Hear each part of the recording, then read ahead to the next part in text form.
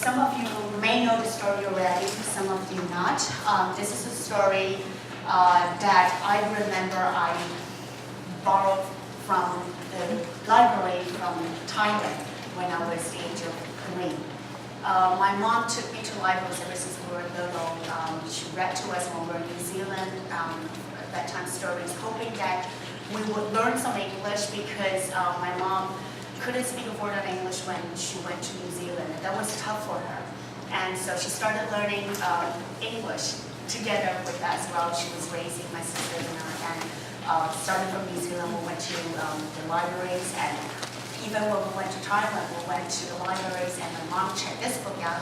I loved it so much, but I have to tell you the truth. At that time, I thought this is an orphanage. My mom didn't understand what, she didn't really explain that it was a common school and everything, and and there were no parents, so I thought, oh, that's an orphanage. And that made me even worship Madeline even more because she was so fearless, and she was, you can learn more about her once we start the story. Okay, Madeline. And I love the language in there. In an old house in Paris that was covered with vines, lived 12 little girls in 2 straight lines. In 2 straight lines, they broke their bread and brushed their teeth and went to bed. They smiled at the good and they frowned at the bad. Sometimes they were very sad. They left the house at 9:30 in 2 straight lines, in rain or shine. The smallest one was Madeline. She was not afraid of mice. She loved winter, snow, and ice. To the tiger in the zoo, Madeline just said, "Hoo, hoo."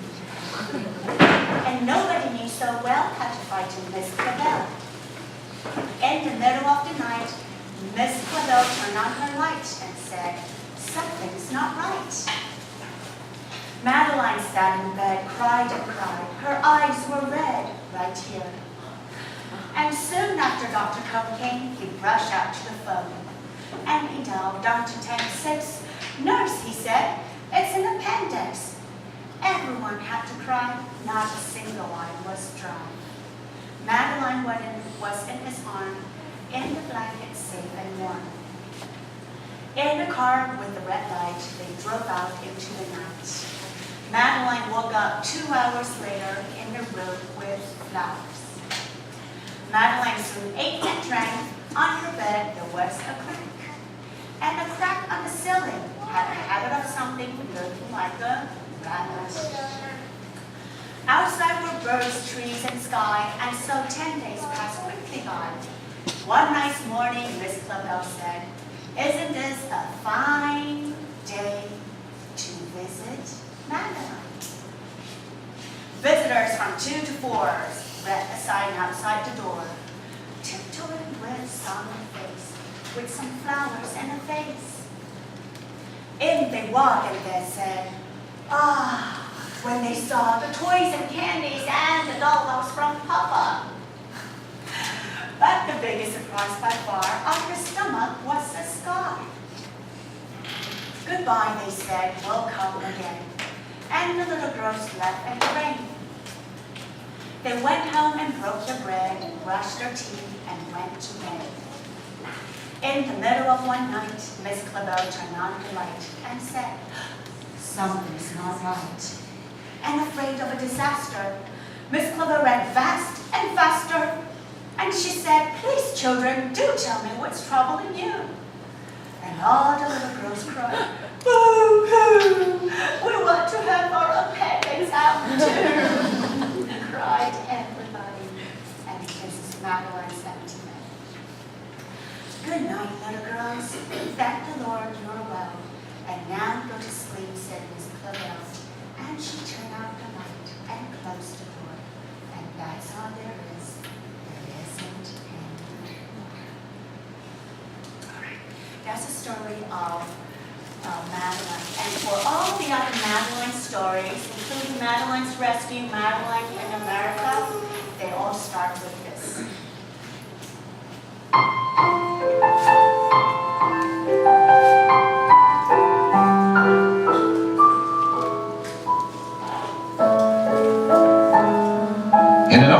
house in Paris that was covered with vines lived 12 little girls in 2 straight lines.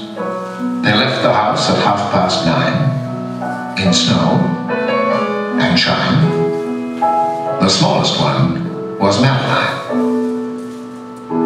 Listen to this paroxysm.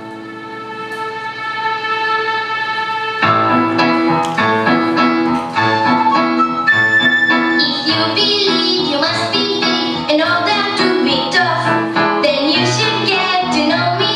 I'll teach you all the stuff. If you believe you must be big and all that to be tough, then you should get to know how. She'll teach you all the stuff.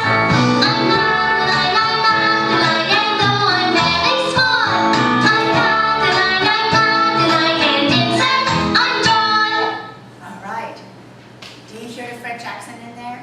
Yeah, it's very cute. If you have the opportunity to, there is actually cartoons being made from Madeline series. You can hear all the children that are speaking with a French accent. And my daughter loves it. She loves to imitate it. And in this story, there are many different characters. There's this, their neighbor from the convent school. There's a Spanish ambassador. And there is a little boy there. Do you know his name? For those of you who know the story. His name is Papito. And Papito speaks with a Spanish accent. So, if you want to introduce world English, English in different accent, okay? It doesn't matter if you have an accent as long as you can communicate with each other. This is a great story to share. Okay, so in the last stories that I showed you, it basically talk about how Ludwig Bellman made his story. This is a book about how the life and art of Madeline's creator. This is what he looked like. He is Austrian. He is Austrian. Okay? And then, as in the first story, he was really struggling in school, but he has a talent in art. So he was sent to work in the hotel in the end. And guess what? It's Ritz-Carlton, the hotel. Yeah. And it is true that he actually did sketches of the couple and almost got fired, but then someone introduced him to the publisher. Okay, there's a picture when he was young. Very cute little boy. And here, there's actually a lot of his work that he did other than children's book. For those of you who are interested, I brought this book because I was intrigued by his story, and it's a great story about how he ended up doing stories and inspired his children, and a lot of stories how he came upon that, all the different stories. But this one, Madeline's Rescue. After making this story, Madeline's Rescue, one day he was again looking at the same Sainahe, and then realizing that, and there's a boy shouting, "Look, there's a log floating over," and he looked and he realized that he drew the wrong direction of the same river in that story. Okay, so there are many cute things that he shared in this book, and this is a complete collection.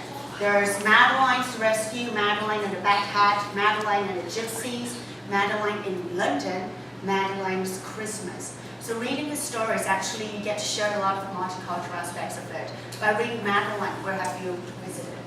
What do you see in the Madeline story? You see Notre Dame, okay? You see the Concord, right? Right? There are many different famous sites that you can introduce to the children in Madeline's stories. Okay? And here's an entire collection of his stories. You can see the different style. And in the back, the little girl who inspired him, and he based it many of the stories on Madeline. Okay.